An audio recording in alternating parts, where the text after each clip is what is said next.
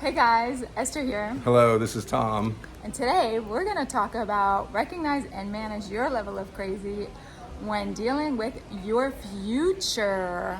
Good, interesting subject, huh?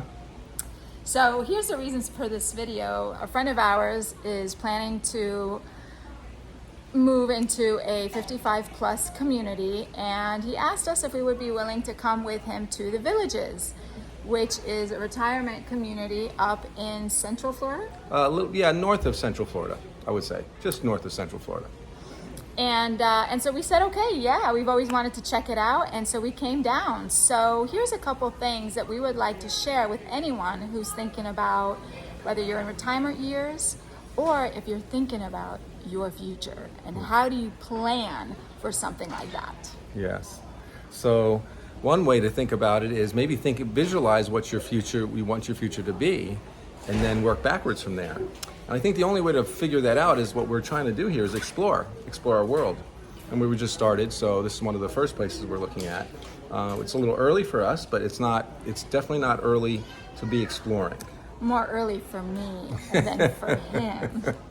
Okay, we'll make that clear. I'm glad you had to reinforce that one. Just kidding, but he doesn't look a day over 90, right? Yeah, I'm doing real good for him. Amazing. Yeah. So anyway, so as Tom said, 100%, 90%. We were making those jokes about how people now are all saying 100%, right? So so 90%. So 90% is planning. Looking ahead at, where do you see yourself? What is this long-term goal, right? The big picture of where you see yourself. What kind of people do you see around you? What do you see yourself doing? And think big. Don't be afraid to imagine. Don't be afraid to really think beyond your wildest dreams, because you know what? The universe, God, energy, divine, spirit, it can make it all happen as long as you're willing to do the work, right? So really think about that and then work your way backwards. Talking about big, the Villages is quite big and growing. They've got over 150,000 residents here, and I think over 70,000 homes, and an enormous amount of activities and areas to be entertained with, golfing, archery, variety of activities that the residents are all participating in. Yeah, they have tons of clubs, and all of them are driven by the residents. Mm-hmm. So if you want to create your own club, you can totally do that. So that's pretty cool. It is. And everybody here's the energy so far from the people we've met is very upbeat. They seem to be very relaxed, very welcoming. Mm-hmm. I think there are cliques and little groups that you probably might not, find as appealing, but we're just on the surface here. We're just really on the surface, seeing that people are very friendly and welcoming for the most part. But I think it's also the energy of common ground. People that really are used to the energy of finding the common ground. People really want to just get along. And we asked about, different segments of time. Let's just be real, right? We talked about the pandemic and how did that go. And, for the most part, people just want to get along. Mm-hmm. And so that seemed to be the vibe that we get from here, is that people just want to, common ground. Let's get along. Let's do what we have to do to make it, because we're all in a very small bubble here. So let's just get along and do what we got to do, right? Yes, and they've all worked towards contributing to keeping the place very nice. One thing I noticed here is that the details, the quality seems to be very good. Mm-hmm. What we could take a quick look around here about every place, every area. There must be 36 of these activity centers, we call them, with big rooms, pool tables, various games, various rooms. There's one room right next to us that's for dance lessons. So there's a variety of things that you can see here. I'll just give you a little panoramic. There's a pool behind me, and you can see that as we span around, it's on a beautiful nature preserve.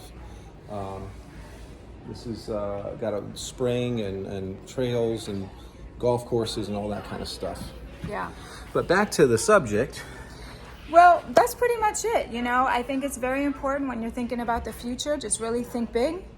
Think about what you want to do and just work your way backwards. And it doesn't matter what age you are. Start as early as you can and really sit down and really tap into your intuition, really meditate on this subject. And of course, life changes. come on, we all Yeah. know life changes. You can plan Yeah, one thing and, And then something else. the world changes. The and, world changes, life changes. Right, the environment changes, so you might have to change your decision.